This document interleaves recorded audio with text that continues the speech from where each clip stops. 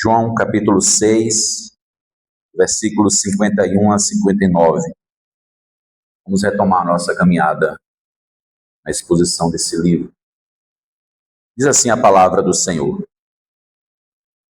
Eu sou o pão vivo que desceu do céu. Se alguém dele comer, viverá eternamente. E o pão que eu darei pela vida do mundo é a minha carne. Disputavam, pois, os judeus entre si, dizendo: Como pode este dar-nos a comer a sua própria carne?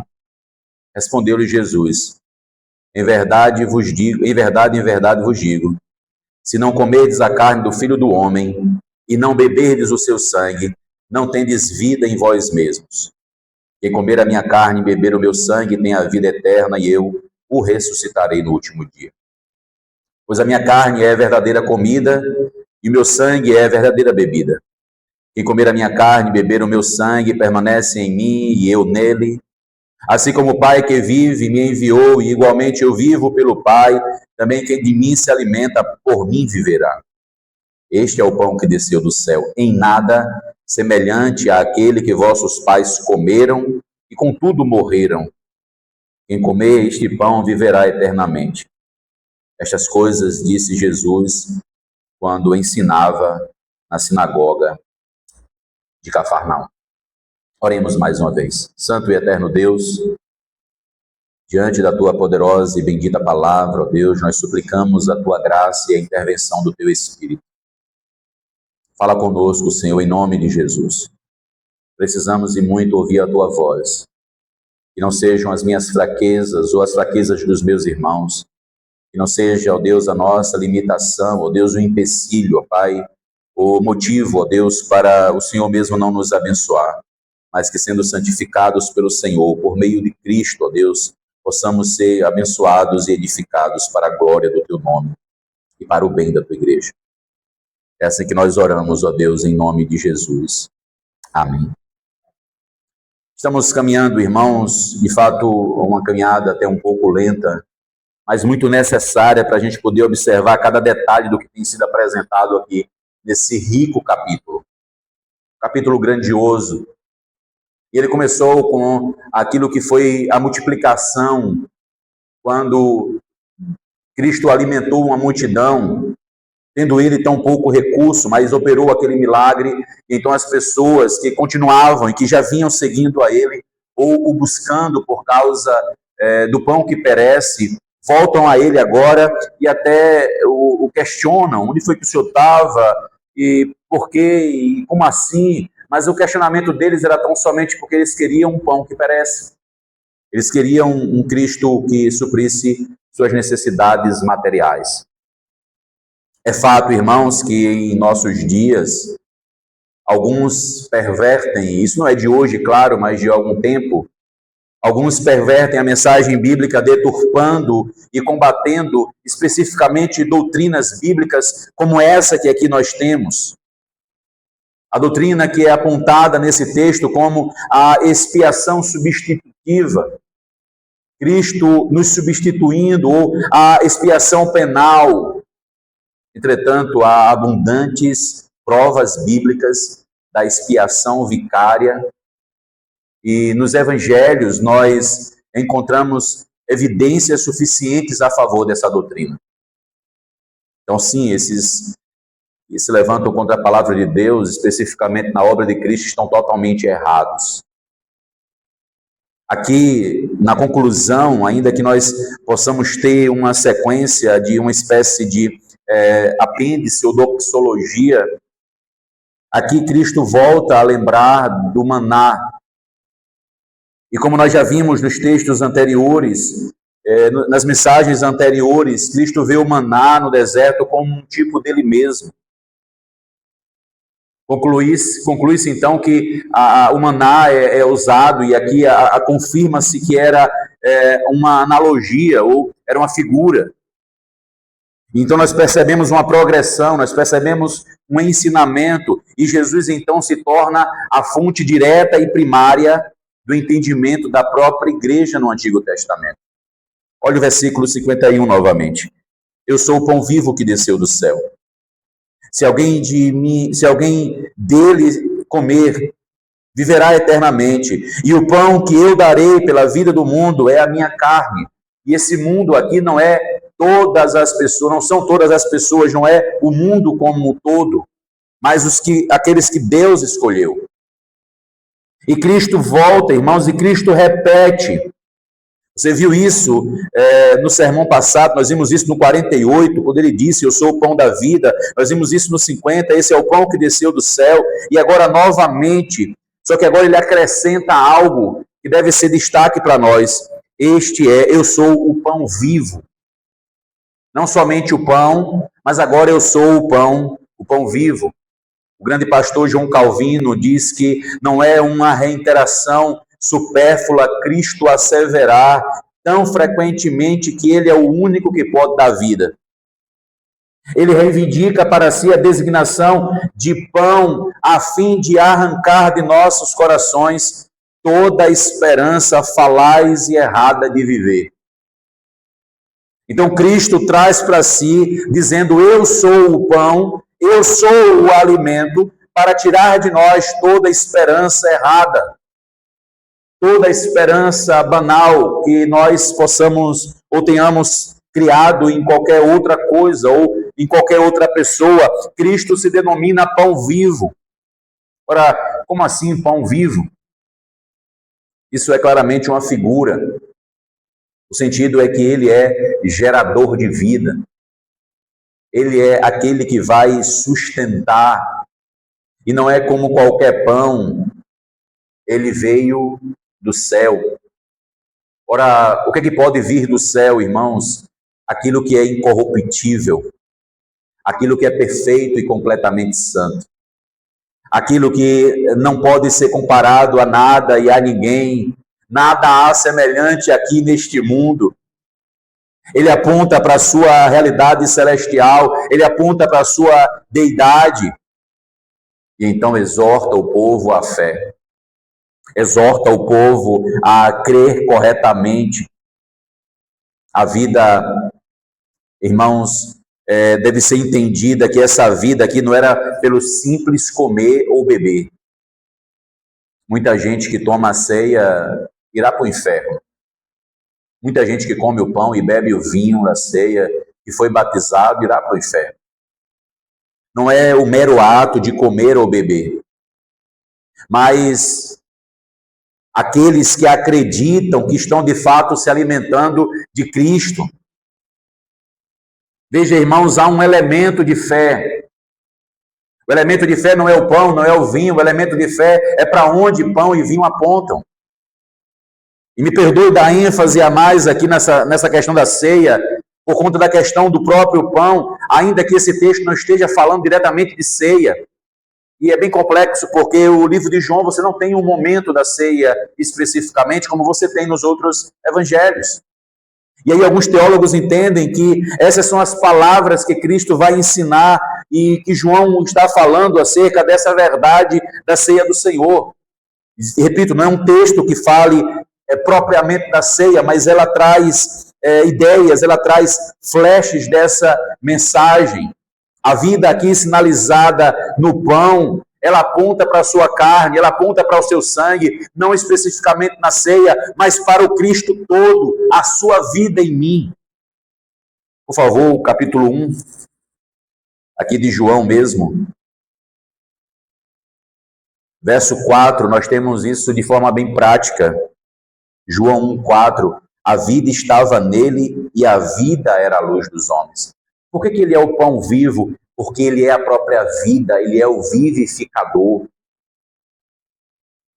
Veja, irmãos, é essa a expressão, o verbo de Deus, a fonte da vida. E Jesus então comunica a vida que habita intrinsecamente em sua deidade. É dele, pertence a ele. Não é uma coisa adquirida, não é uma coisa recebida. Ele é vida, Jesus é vida. E essa vida agora, então, ela é transmitida, essa vida agora, ela é entregue. A justiça de Deus, então, é recebida e nenhum outro é possível que isso aconteça. Só em Cristo nós recebemos vida. Cito novamente o grande pastor João Calvino, ele diz: Cristo se entregou à morte para a vida dos homens e agora nos convida a usufruir da sua morte. Cristo se entregou à morte para a vida dos homens e agora nos convida a usufruir da sua morte. Versos 52 e 53, isso leva a uma discussão, e aqui, de fato, é como que quase uma briga mesmo. Disputavam, pois, os judeus entre si, dizendo: como pode este dar a comer a sua própria carne? Respondeu-lhe Jesus: em verdade vos digo, se não comerdes a carne do Filho do Homem e não beberdes o seu sangue, não tendes vida em vós mesmos. Irmãos, eles não estão acreditando que literalmente Jesus está falando isso. Eles não estão. E aqui é que vai entrar o momento do debate, da discussão. E essa palavra disputavam tem essa ideia mesmo. É uma discussão acalorada, é uma discussão obstinada. E aqui então eles começam a debater, eles começam a como que brigar entre si. E isso é interessante porque, ao mesmo tempo que é uma rejeição a Cristo, é algo que os deixa intrigados. E eles querem entender como é que é isso, eles querem saber como é que é essa realidade. Como assim? Eles então começam a disputar e começam a se levantar um contra o outro. Mas a atitude deles, irmãos, ela ainda é reforçada por Cristo no 53, porque a atitude deles aqui eles estão fechando para si mesmos o reino. Eles estão por meio de desdém, ou seja, estão fazendo pouco caso das palavras de Cristo e com isso estão fechando as portas do reino para eles mesmos. E ainda que nós não gostemos das zombarias dos ímpios, é isso que os ímpios fazem quando zombam do Evangelho, quando zombam de Cristo. Eles estão cavando a própria sepultura, estão fechando a eternidade no inferno sobre si.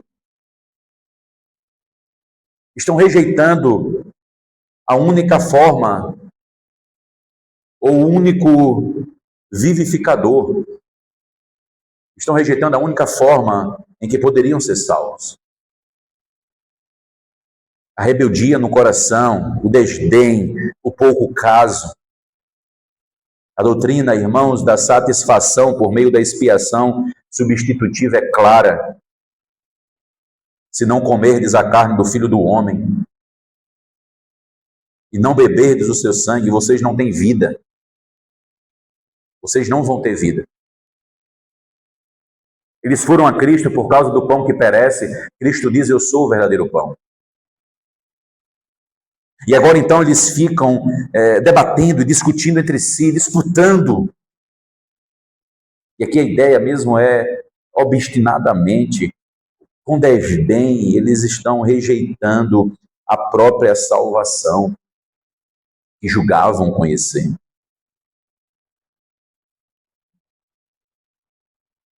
Nós precisamos aprender biblicamente sobre essa verdade. É de grande importância entender o que significa comer a carne e beber o sangue.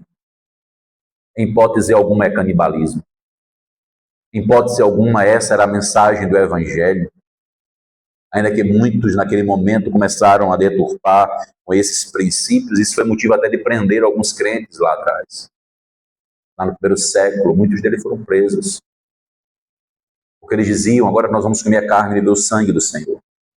E alguns algozes e acusadores usavam essas palavras de instituição da própria ceia para prendê-los, porque odiavam o Evangelho, porque odiavam Cristo. Não é canibalismo, ele não está dizendo isso aqui, é uma figura de linguagem, irmãos. Aqui é uma analogia.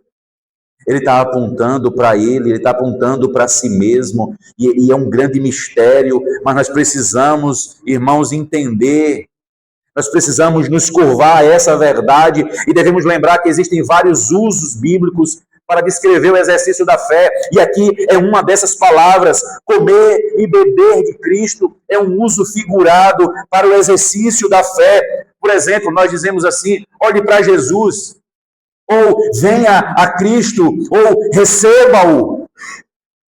Veja, irmãos, isso são linguagens que retratam o próprio movimento da fé. Isso são linguagens, irmãos, que retratam a ação da fé. Assim como comer e beber apontam, é uma expressão figurada que representa Cristo em nós. Cristo vive em mim, como diz Paulo, uma união chamada mística na doutrina. Cristo em nós, Deus em nós em Cristo. A apropriação dele pela fé. E não literalmente porque alguém come carne ou bebe sangue. A nossa religião ela não consiste em comer comida e bebida. A nossa fé não está presa a coisas materiais. Ela vem por ouvirmos a palavra do Senhor. Tanto no Antigo Testamento quanto no Novo Testamento, a morte de Cristo é vista, irmãos, como um sacrifício necessário por causa dos nossos pecados. E então Jesus aplica a si mesmo essas profecias. E aqui nós lembramos da profecia que está lá em Isaías 53, que retrata o servo sofredor. E ali em Isaías 53 ele vem e é moído pelas nossas transgressões, pelos nossos pecados. E o castigo que agora nos traz paz estava sobre ele, e pelas suas pisaduras nós fomos sarados. Ora, como é que Cristo vem, irmãos? Como é que Cristo é enviado? Em consonância, em concordância com o Pai. Porque Deus enviou seu Filho ao mundo. Porque Deus amou de tal maneira que entregou o seu Filho, e o próprio Filho entrega a sua vida pelas ovelhas. Bem como ele entregou, assim ele toma de volta morte e ressurreição. Não foram os homens que mataram Jesus, ainda que a gente saiba que tem todo esse cenário, mas quando você lê o texto, você percebe que foi Cristo mesmo que entregou a sua vida. Os homens não poderiam matá-lo. Eles não teriam poder para isso. Mas ele entregou a sua vida. Ele disse, eu tenho poder para entregar e tenho poder para reavê-la. E foi o que fez. Ele entregou e trouxe-a de volta. Ele tomou-a de volta, ressurgindo. E aí então a sua carne e sangue apontam para uma verdadeira comida e uma verdadeira bebida. E aqui eu cito um grande teólogo chamado Herman Bavinck, que ele afirma, realidade que permanece para a vida eterna. Realidade que permanece para a vida eterna. Veja, não é somente uma realidade hoje, não é somente uma realidade para agora, mas é para todo sempre. Ninguém pode perder a salvação, ela não se perde. Ela não se perde. É uma realidade hoje, mas para todo sempre. O fato é, pode nunca ter sido salvo, mas perder, não perdeu. Os judeus estão fechando as portas do reino para eles. Eles estão fechando a porta da graça para eles. Com sarcasmos, obstinadamente contra o Senhor Jesus. O verdadeiro sacrifício, irmãos, e o cumprimento perfeito de todos os demais sacrifícios nos dias do Antigo Testamento estão em Cristo, apontam para Cristo. E a gente precisa entender isso, irmãos, para nós não ficarmos presos às tradições desse mundo. Para nós não vivermos em uma ignorância teológica sem fim. Presos àquilo que os homens ditam, presos àquilo que os homens inventaram. Nós precisamos recorrer à palavra de Deus e estarmos presos a ela, agarrados a ela. E não fazermos como os judeus que estavam naquele momento rejeitando a maravilhosa graça de Deus. Como você tem agido diante dessa graça? Qual tem sido a tua resposta diante do oferecimento do Evangelho a você? Esse amor inexplicável, qual tem sido a tua reação? Qual é a tua resposta? Infelizmente, muitos estão ainda desdenhando de Cristo.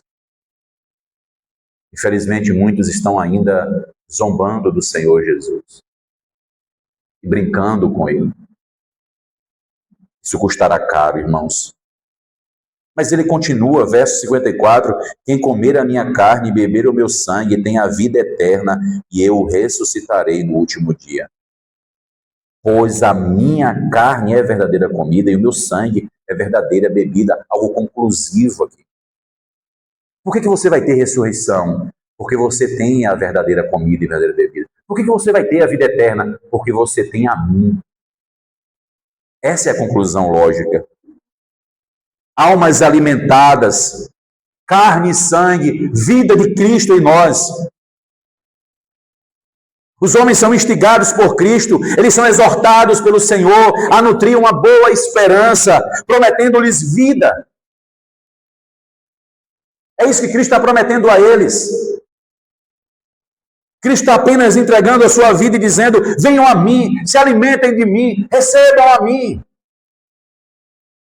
Vocês vão viver para sempre. E vocês vão viver para sempre.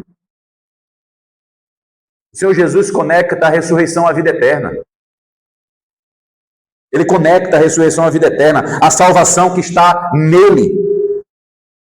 A salvação que está oculta nele mesmo. Por meio de uma maneira perpétua e contínua, alimentar-se. Quem não se alimenta morre. Quem não se alimenta morre. Quem tem um alimento ruim também vai morrer, porque não vai ter os nutrientes necessários. Logo, se não se alimenta de Cristo, você vai morrer. Esse é o teu destino. Você vai morrer, e não vai morrer somente hoje. Você vai morrer para sempre. E a única forma de você poder viver para sempre não é cumprindo os rituais da igreja, não é repetindo a oração de ninguém, não é nem mesmo sendo batizado ou participando de uma ceia,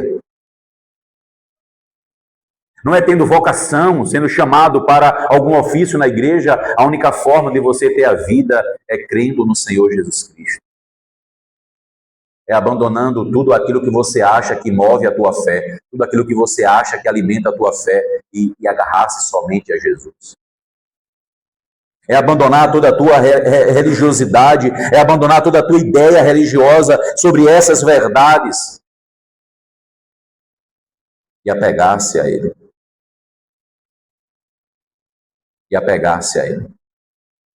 Eu ressuscitarei no último dia. Eu ressuscitarei no último dia. Veja como é intrigante isso, né? Como ele aponta para uma realidade futura. Algo que aconteceu, mas ainda não foi concretizado, por assim dizer, ou definitivamente não aconteceu. Porque nós ainda estamos aqui nesse mundo de pecado. Porque nós acabamos de confessar pecados. Porque hoje mesmo eu e você cometemos tantos pecados no dia do Senhor. Uma realidade, irmãos, que já é nossa, mas ainda não se concretizou, e isso acontecerá na ressurreição. Quando Cristo voltar para buscar a sua igreja, então virá o juízo. Acontecendo, veja, recebe, mas ele está apontando para o último dia. 54 diz isso, eu ressuscitarei no último dia. Veja, está acontecendo, mas aponta para o futuro. Há um aspecto escatológico aqui, um olhar adiante. O último dia.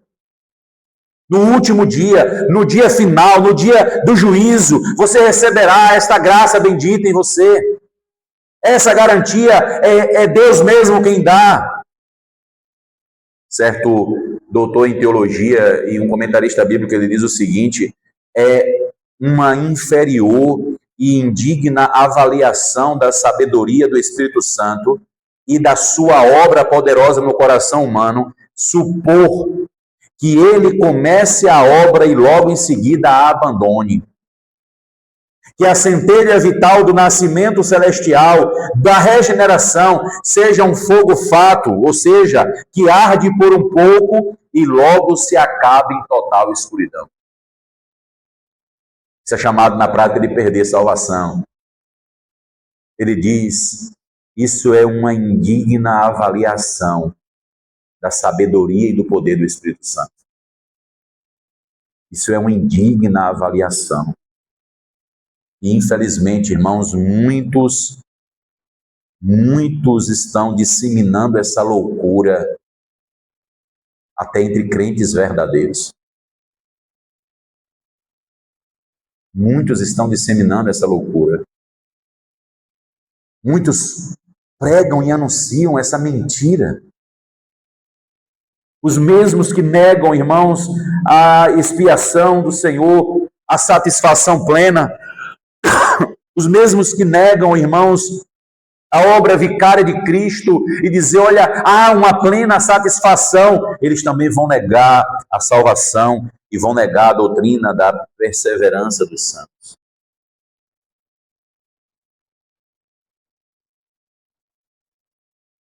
Você pergunta a uma pessoa dessa, se Jesus voltar quando você estiver pecando, o que vai acontecer com você? A maioria deles lhe responderá sem titubear, eu vou para o inferno.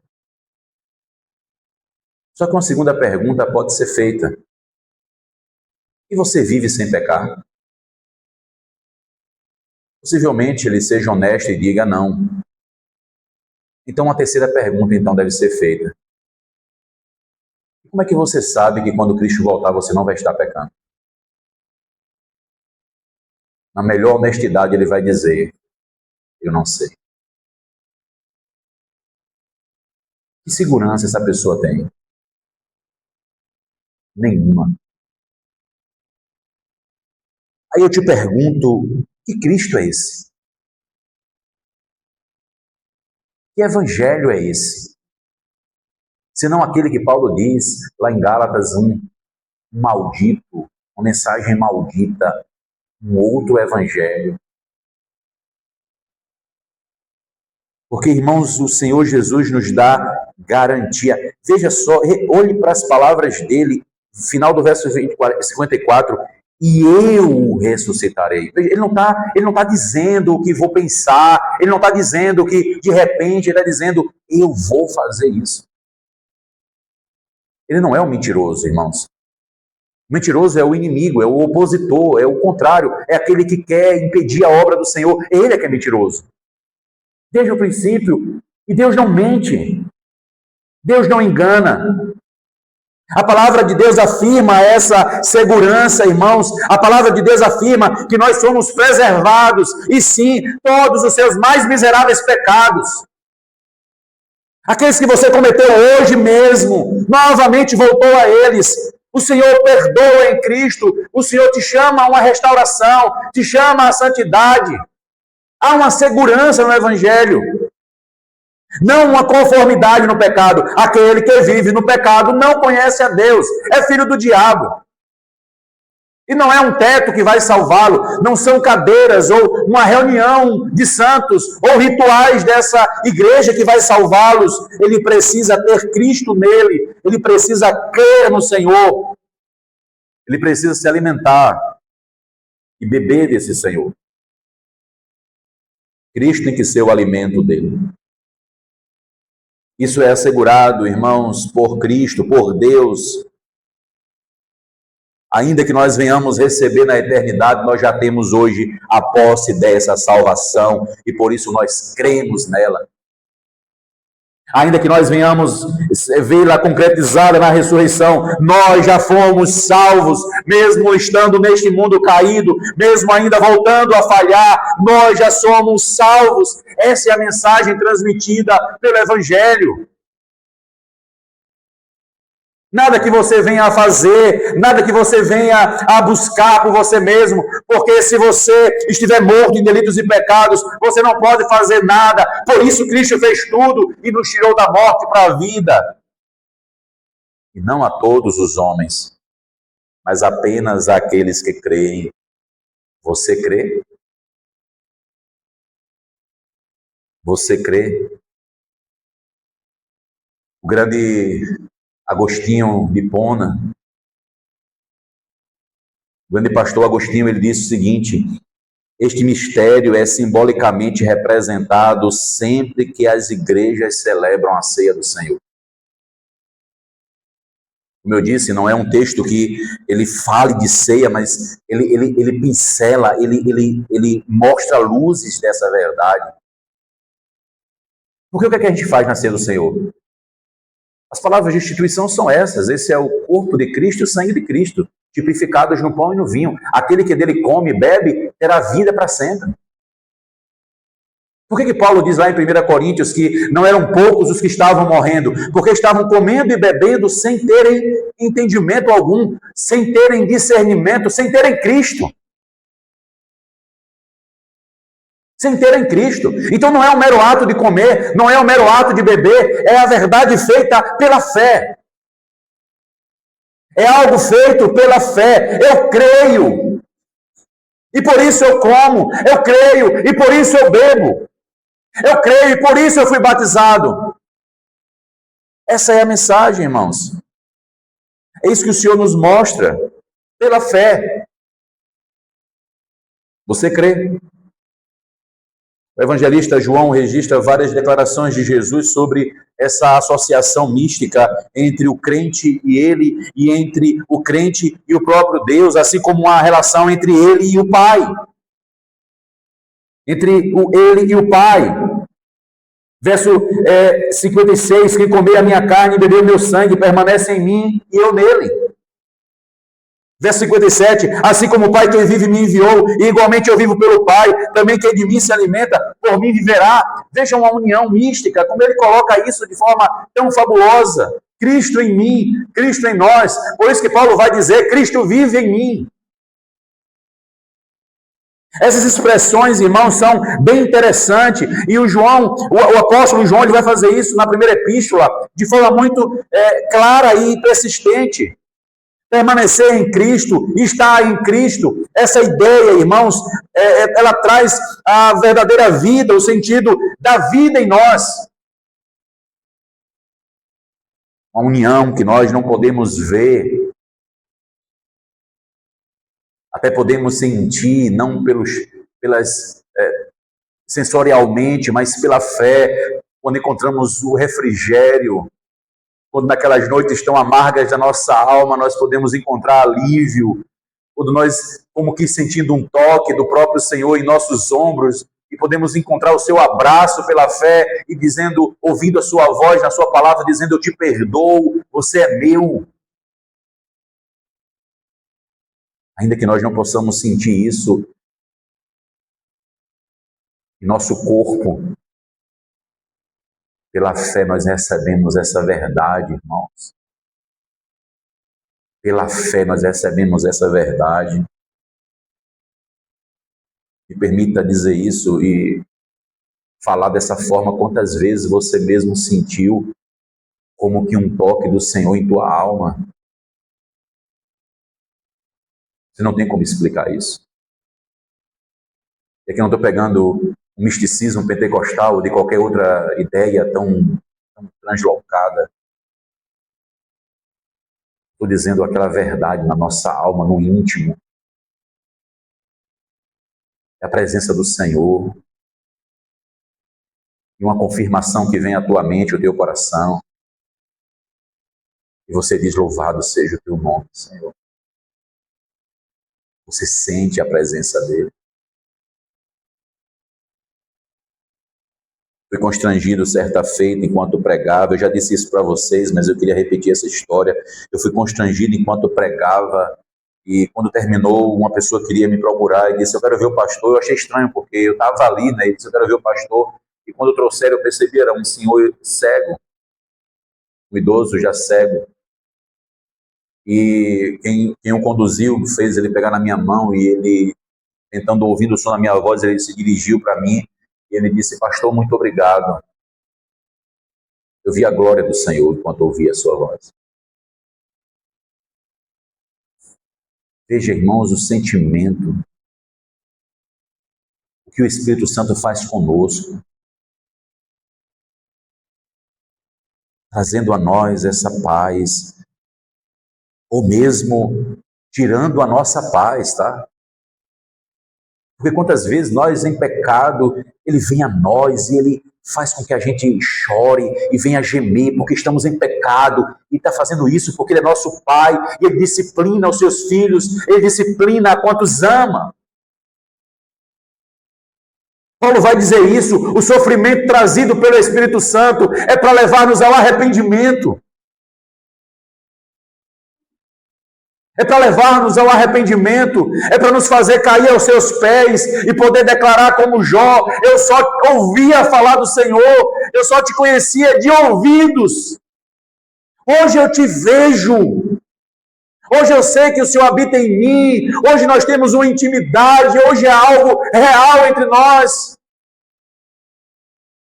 Quantas vezes, irmãos, é assim que acontece também conosco? Essa união maravilhosa. Pois tenha esse pensamento todas as vezes que você comer a ceia do Senhor. Você se alimentar do pão e do vinho, tenha essa certeza em sua mente e coração. Se você crê, Cristo habita em você. Você foi transformado, Cristo habita em você. Se Ele te tirou da morte para a vida, Ele habita em você. Ele então conclui, versos 58 e 59. Este é o pão que desceu do céu. Em nada semelhante àquele que vossos pais comeram e, contudo, morreram. Quem comer este pão viverá eternamente. Essas coisas disse Jesus quando ensinava na sinagoga de Cafarnaum. Alguns até dizem que algumas dessas palavras aqui lá foram inseridas por João, juntando a teologia, juntando a ideia do sacrifício vicário de Cristo. Mas não acho que seja tema para nosso debate, e a discussão em si, que parte foi dita naquela discussão do povo que foi até ele, como nós vimos nos versículos 22 em diante, da multidão que o seguiu. O fato é, irmãos, aquilo que o Senhor está ensinando e aquilo que está sendo transmitido ao povo, por estarem associados a esse pão do céu, palavras que têm um significado simbólico, comer e beber, carne e sangue, estão associados à ideia de vida eterna. É assim que ele conclui o raciocínio: viverá eternamente. Perceba, por isso que não é tão somente você comer o pão da ceia ou beber o vinho da ceia, porque você comer o pão da ceia e beber o vinho da ceia, isso não vai te dar vida. Se você se alimentar corretamente, isso não vai garantir que você não vai morrer. Se você se alimentar com todos os detalhes que os nutrientes precisam, que as pessoas querem, que o mundo implanta, que as pessoas demais exigem de você, não adianta, você vai morrer. Porque não é comida que vai te dar vida, não é exercício físico, não é dormir bem, ainda que tudo isso tenha o seu lugar. Para uma vida saudável, para dias com menos dificuldades, com mais concentração, mas não é isso que vai te garantir a vida. A vida é garantida em Jesus Cristo. A vida não é garantida em remédios, e não estou rejeitando-os aqui. A vida não é garantida em um viver saudável, e repito, eu não estou rejeitando aqui.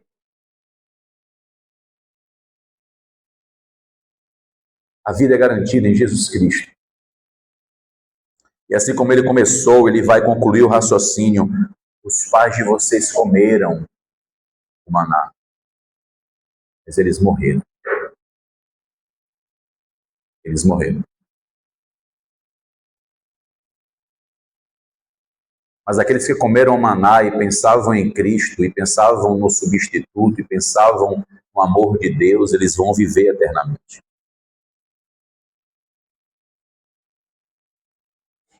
Por isso que ele diz, ele afirma: este é o pão que desceu do céu.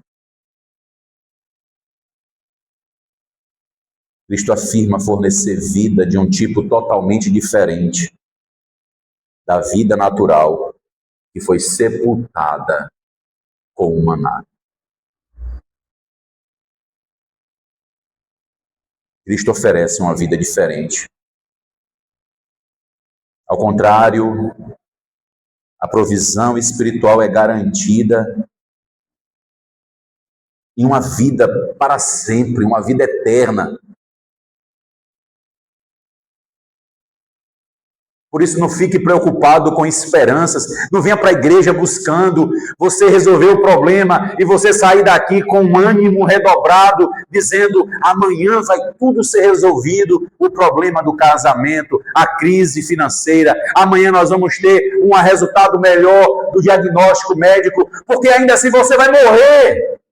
Ainda que essas notícias boas cheguem a você, ainda que essas notícias boas cheguem a nós, não fique procurando isso quando você se reunir na igreja, não fique procurando isso quando você esperar a mensagem de Deus. E eu não estou dizendo que ele não anime, que ele não fortaleça, nossa força vem dele, a nossa alegria é ele, e ele é poderoso para fazer infinitamente mais do que pedimos ou pensamos. Mas quando você vir, venha para vê-lo, venha para adorá-lo, venha para ter a certeza e ter a renovação de que você é salvo para sempre. E ainda que amanhã o diagnóstico seja pior, ainda que amanhã o problema do casamento venha a levar a algo mais danoso, ainda que a situação financeira venha a ficar cada vez mais caótica, você pertence a ele e nada pode separar você dele. É isso que a gente precisa, irmãos, entender. Esse deve ser o motivo de nos reunirmos e congregarmos. Esse é o motivo do culto. Esse é o motivo da adoração. Foi para isso que ele criou esse dia. Ele fez um dia específico para isso, para adorarmos o seu nome, para celebrarmos a sua majestade e glória, para nos rendermos a ele cada vez mais. E o que é que ele dá? O que é que ele nos dá em troca? Vida abundante. Vida abundante. O pastor britânico, doutor em teologia bíblica, chamado Donald Gutierrez, disse: naturalmente esse processo começa nesta vida, mas só pode alcançar o seu objetivo final na vida eterna. Esse processo começa aqui, mas aponta para a vida eterna. Quando Cristo institui a ceia do Senhor, a Santa Ceia chamada, ele institui como um sinal e selo. Mas lembre-se que também é um meio de graça para alimentar os filhos de Deus. E não tem como negarmos essa mensagem, porque espiritualmente, para onde é que a ceia aponta? Para o Senhor Jesus Cristo. Para a sua morte e sua ressurreição, para a sua vida. E então nós comemos e bebemos simbolicamente. O doutor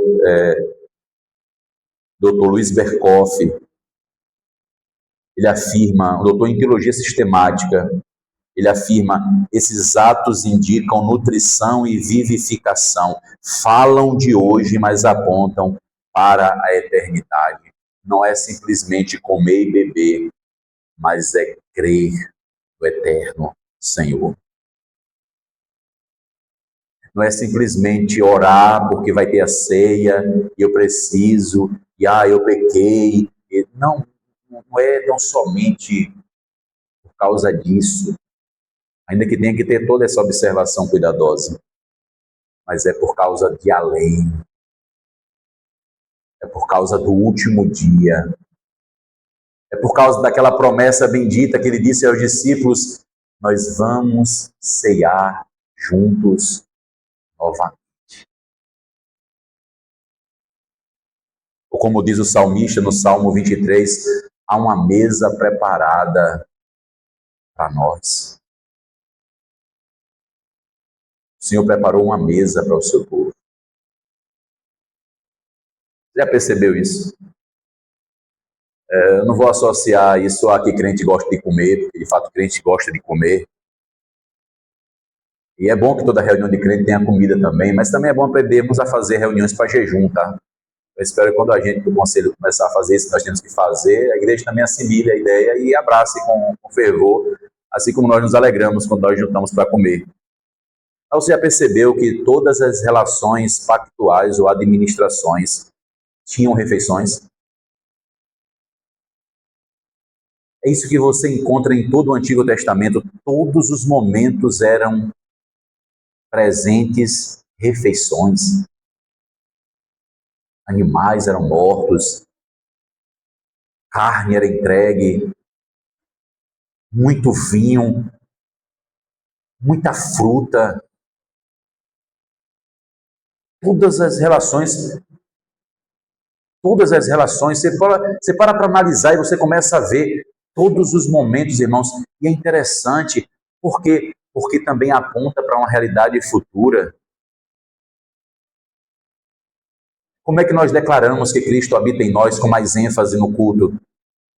Comendo e bebendo.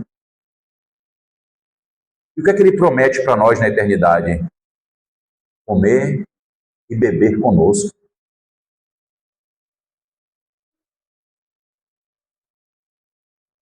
Olhe para essas realidades físicas, mas enxergue além delas. Não é simplesmente uma água do batismo, não é simplesmente um pão e o vinho. É uma relação, é uma união entre pai e filhos,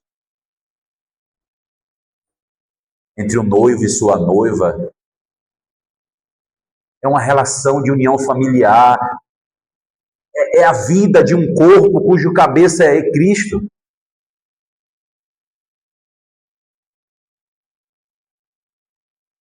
Realidades significadas e seladas na ceia, que simbolizam, irmãos, a nossa participação com Cristo. Pão que não vai deixar de ser pão, vinho que não deixa de ser vinho, mas que apontam, que nos lembram, que nos trazem a lembrança da nossa garantia eterna, a morte sacrificial do Senhor Jesus Cristo. As palavras enigmáticas, né? Você já deve ter ouvido em algum sermão aí, principalmente o pastor Hernandes gosta muito de usá-las, né? Tetelestai. As palavras da cruz, né? Tetelestai. O que significa essas palavras tão diferentes para nós, né? Está completo. Está terminado. Está concluído. Tudo foi pago. Tudo agora vai ser reconciliado.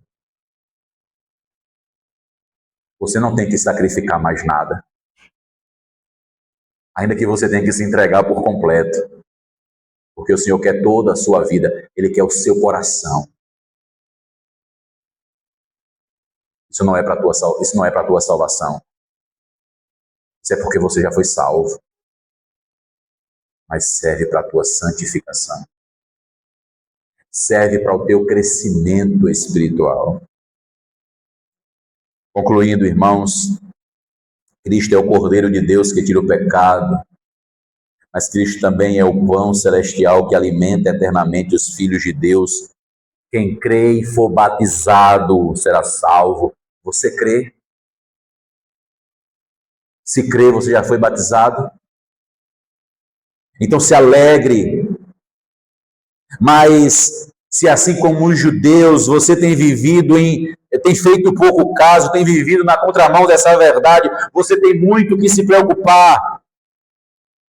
Porque tem vivido com desdém, tem feito pouco caso e tem agido com obstinação contra o Rei da Glória. Então você tem muito que se preocupar, mas eu quero te tranquilizar dizendo a esperança para você.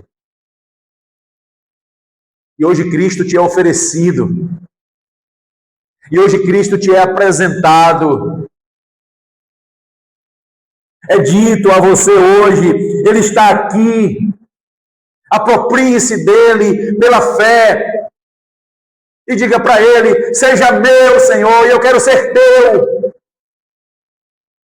Alimenta-me de ti mesmo. Mata a minha sede, mata a minha fome, Senhor. E renda-se. E renda-se. E declare para o mundo que não há outro alimento, não há outro pão vivo senão o Senhor Jesus Cristo. É Ele quem salva, então corra para Ele. E pela fé o abrace. Ou como diz a palavra do salmista, beije-o e a ira dele será aplacada. Desde o filho enquanto há esperança. E assim você terá a vida eterna. Que Deus nos abençoe. Oremos, irmãos. Senhor Deus, obrigado, ó Pai, pela esperança bendita, pela verdade que nos é trazida em Tua palavra. O Senhor nos ajude não somente a saber dela, mas a viver por ela. E viver para a glória do Senhor, aprendendo dela mais e mais. Santifica o Teu povo e abençoa a Tua igreja, Senhor, em nome de Jesus.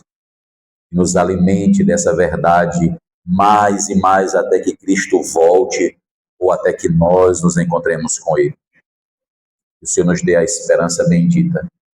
E Maranata, ora vem, Senhor Jesus, para que tudo isso se concretize e se realize definitivamente e nós não pecaremos mais contra Ti.